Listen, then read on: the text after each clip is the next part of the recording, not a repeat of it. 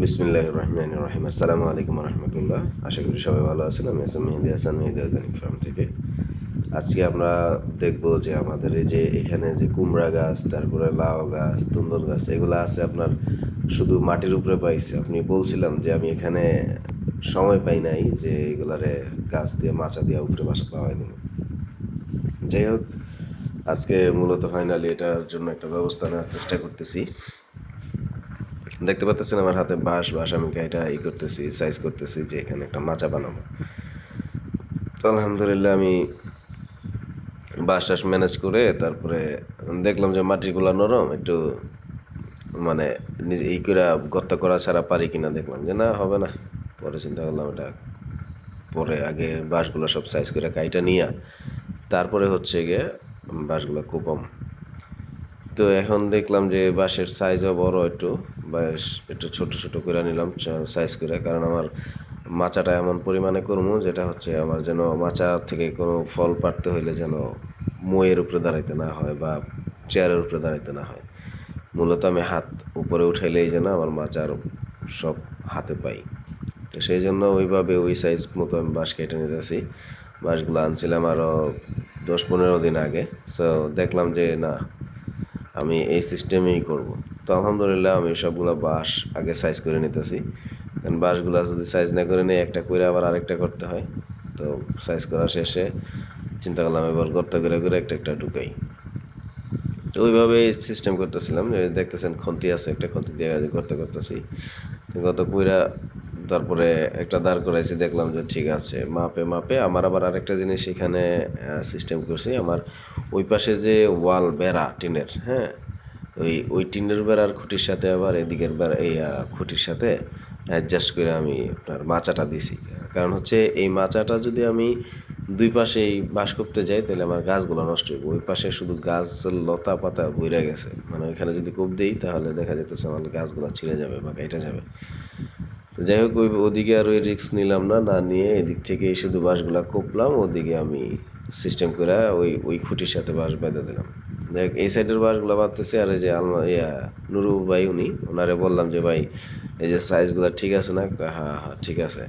তো সুন্দর করে কোপার পরে উনিও দেখলো। তারপরে আমি কি করলাম, সবগুলা বাঁশ কুপা এরপরে আপনার সোজা করে বাঁধ দিব। এখন এটার মেজারমেন্টটা নিবো, মেজারমেন্ট নিয়ে তারপরে কাটবো। তো এইখানে যে জায়গাটা সরাইতেছি, এইখানে আমার একটা মজার একটা জিনিস আছে। এখানে হচ্ছে আপনার এই যে মিষ্টি লাউ বা মিষ্টি কুমড়া, কে কোনটা বলেন জানি না, আমাদের দেশের ভাষায় মিষ্টি কুমড়া বলে, অনেকে মিষ্টি লাউ বলে। তো এখানে মিষ্টি লাউয়ের এই গাছটাতে মিষ্টি লাউ আসছে একটা, খুবই সুন্দর এবং ছোট সাইজের, মানে একেবারেই ছোট, বাট দেখতে অনেক ভালো লাগে। সেই জন্য আগে গাছটা সরায় নিয়ে তারপরে আমি করলাম। তবে আলহামদুলিল্লাহ এই পর্যন্ত ঠিকই আছে। দেখি আল্লাহ পাক যদি রিজিকে বা কিসমতে রাখে মিষ্টি লাউটা কত বড় হয় সেটা দেখবো। আমি আরেকটা ছোট করে ভিডিও করে দেখাবো আপনাদেরকে আমার মিষ্টি লাউ গাছের মধ্যে কেমন কেমন মিষ্টি লাউ আসছে বা মিষ্টি কুমড়া আসছে। তো সেই পর্যন্ত আসলে একটু ধৈর্য ধরতে হবে। আর তারপরে দেখলাম যে না, ওদিক থেকে আরেকটা সমস্যা হয়ে গেল। আমার যে স্ট্যান্ডের মধ্যে নিয়ে আমি ভিডিওটা করি, আমার স্ট্যান্ডটা ভেঙে গেল। এই মানে হুট করে বাতাসে মোবাইলটা পড়ে গেছে, পড়ে যাওয়ার পরে স্ট্যান্ডের একটা লেগ ভেঙে গেছে। এখন তো আরও মুশকিল হয়ে গেল। তো যাই হোক, এখনো পর্যন্ত স্ট্যান্ডটাতে দাঁড় করায় আছি। তারপরে দেখলাম যে না, এটা মেজারমেন্ট করে তারপরে বাসটা বাঁধ দিব। দেখতে পারতেছেন ওই যে ওই পাশের ওয়ালের সাথে, মানে টিনের বেড়ার সাথে আমি বানটা দিতেছি, তবে টিনের বেড়ার খুঁটির সাথে বাঁধ দিব, টিনের বেড়ার উপরে না। তো এইভাবে আসলে সিস্টেমটা করে নিচ্ছি আর কি। তারপরে বাঁধ দিলাম হচ্ছে ওই যে লাইলন সুতা বলি আমাদের, লাইলন সুতা, মোটা মোটা লাইলন সুতা দিয়ে বাঁধ দিছি। বাঁধ দেওয়া তারপরে ওই যে নুরু ভাইরে বললাম, ভাই এখানে যে কলা গাছটা আছে, এই কলাটাকে আমি কেটে ফেলবো, বাড়তি হয়েছে কিনা? কইলো যে হ্যাঁ কাটতে পারেন, সমস্যা নেই। কারণ হচ্ছে মাচা দেওয়ার পরে এই কলা গাছ কাটা যাবে না, মাচার উপরে পড়বে, গাছ আরও নষ্ট হইব। পরে গেছে সমস্যা নেই, কাইটা ফেলেন, এটা পাকবো, একদম বাড়তি আছে, আর কয়দিন রাখলে আরও ভালো হইতো, কিন্তু এনাফ, এটা সমস্যা হবে না। তো চিন্তা করলাম বাড়তি হোক বা না হোক আমার এটা কেটেই ফেলতে হবে, কারণ মাচা যখন দিয়ে ফেলবো মাচার উপরে তো আর কাটা যাবে না। তারপরে উনি বলছিল যে শুধু চুরিটা কাটেন, আমি না পুরো গাছটা কেটে ফেলবো। তারপরেও এইটা কাটার পরেও আবার পরে গোড়া থেকেও আমি পরে কেটে ফেলছিলাম, ওইটার ভিডিও করি নাই। কারণ হচ্ছে এখানে মানে মানে এটার পরে মানে ওই যে আমার সবজি গাছের পরে যেটা থাকতেছে সেটাকে আমি আগাছা হিসাবে ধরতেছি। কারণ এখানে কলা যেটা আছে এটা পাইকা গেলে গেলে শেষ, কিন্তু এর মধ্যে যদি আমার কলাও পাকে আবার সবজি গাছের মাথায়ও পড়ে তাহলে তো সমস্যা। একটু আগে কেটে ফেললাম আর কি। তা আরেকটা কলা গাছে কলা আছে আলহামদুলিল্লাহ, ওইটাও আমি সময় মতন কাটবো। এটা এখন কাটবো না, ওইটা যখন পাকবে বা ওইটার সময় হবে তখন কাটবো ইনশাল্লাহ। যাই হোক, এরপরে দেখতেছেন যে আমি এটা এখন কিন্তু আমার মোবাইলটা হচ্ছে মাটির মধ্যে, সেই জন্য আমার সমস্যা হচ্ছে, এইভাবে দেখা যাচ্ছে আর কি। তো যাই হোক, আমি কিছু করার নাই, আমার যেহেতু ভিডিওটা ধারণ করতে হবে সেই জন্য আমি ওইভাবে ভিডিওটা ধারণ করে নিচ্ছি। আর মাটিতে থাকুক আর যেখানে থাকুক আমার বোঝা গেলেই হলো যে কাজ চলতেছে, এই হচ্ছে মূল বিষয়। তা আমি হচ্ছে এটাকে মাটিতে রাইখা তারপরে কাজ করতেছি। কারণ হচ্ছে আমার স্ট্যান্ডটা ভেঙে গেছে। স্ট্যান্ডটা ভেঙে যাওয়ার কারণে মানে মোবাইলের স্ট্যান্ডটা যে কত গুরুত্বপূর্ণ মানে কাজ করতে গেলে এটা আমি পরে টের পাইছি যে আসলে আমার এই সময় এই কাজটা করে ফেললো, এই কাজটা হয়ে গেল। মানে টস করে মোবাইলটা মানে পোল্টি খেয়ে পড়লো, পড়ার পরে আমি মনে করছি আমার মোবাইলটাও ভেঙে যাবে। মানে মোবাইলে আলহামদুলিল্লাহ কিছু হয় নাই। মোবাইল অবশ্য ওইভাবে গ্যারান্টি গ্লাস কিছু হবে না ইনশাল্লাহ, কিন্তু আমার স্ট্যান্ডটা ভেঙে গেছে। তো যাই হোক, যা হওয়ার তো হয়েই গেল। তারপরে আমি আমার মতো করে সিস্টেম করে নিলাম, কইরা রাইখা তারপরে হচ্ছে আমি এই মাচার সিস্টেমগুলো রেডি করতেছি। তো এখন হচ্ছে আমার কাজ জাস্ট সবগুলা মাচার বাঁশগুলো একসাথে বাঁধবো, বাইন্ধা তারপরে হচ্ছে আপনার এই গাছগুলো সব উঠাই দেবো। তা আপনারা জানেন আমি আমি কিন্তু আমার এই গাছগুলাতে কোনো ফার্টিলাইজার বা কোনো আপনার কি বলে এটাকে কীটনাশক এগুলো কিন্তু আমি ইউজ করি না। আমি কিন্তু বারবার বলে থাকি এই কথাটা আপনাদেরকে। আমরা এখানে আমাদের ব্রাউন টিটা ইউজ করি, যেটা হচ্ছে আমাদের নিজস্ব তৈরি, এবং আমরা আমাদের ব্রাউন টিটা কিন্তু কয়েকটা ভেরিয়েন্টে তৈরি করি। তার মধ্যে একটা হচ্ছে ফল ফুল ভালো রাখার, আরেকটা হচ্ছে ঘাস মারার, আরেকটা হচ্ছে শিকড়ের শক্তি যোগানোর বা শিকড় তৈরি করার। শিকড় শক্তিশালী হইলেই কিন্তু আপনার গাছে ফল শক্তিশালী হয়, ভালো হয়। তো আমরা কয়েকটা ভেরিয়েন্টে আমরা হচ্ছে ব্রাউন টিটা তৈরি করি আর কি আলহামদুলিল্লাহ। তো আপনারা দেখতে পাচ্ছেন এই পর্যন্ত কিন্তু আমরা এইভাবেই আসতেছি।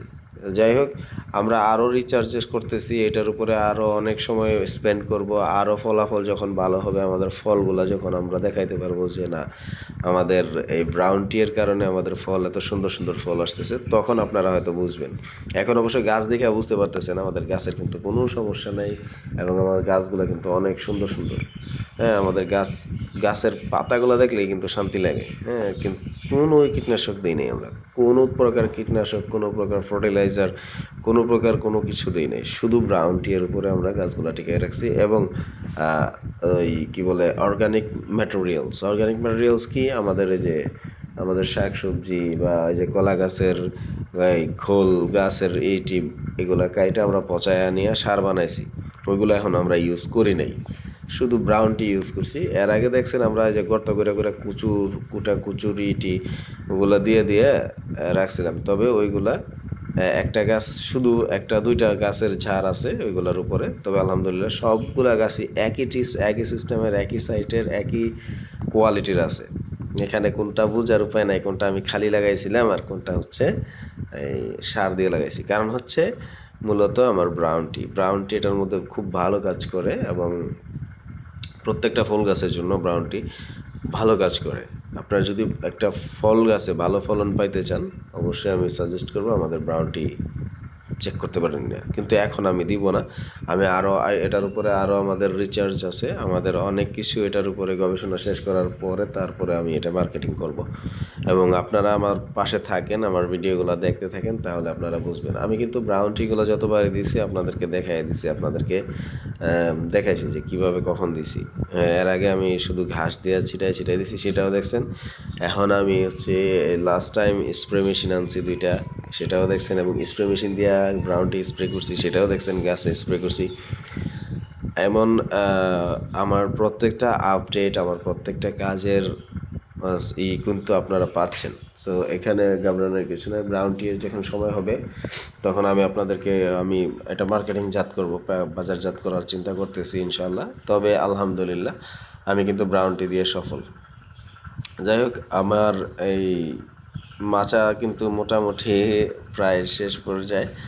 তো আমি মাচাটা দিছি, বেশি সময় কিন্তু আমার লাগে নাই, কিন্তু একটু কষ্ট হয়েছে। ঘন্টা খানেকের মতো লাগছে, 1 ঘন্টার মতো লাগছে। আরও সময় কম লাগতো, কারণ গাছগুলা বাঁচায় বাঁচায় আমার কাজ করতে হয়েছে, তো সেই জন্য হচ্ছে সময়টা একটু বেশি লাগছে আর কি।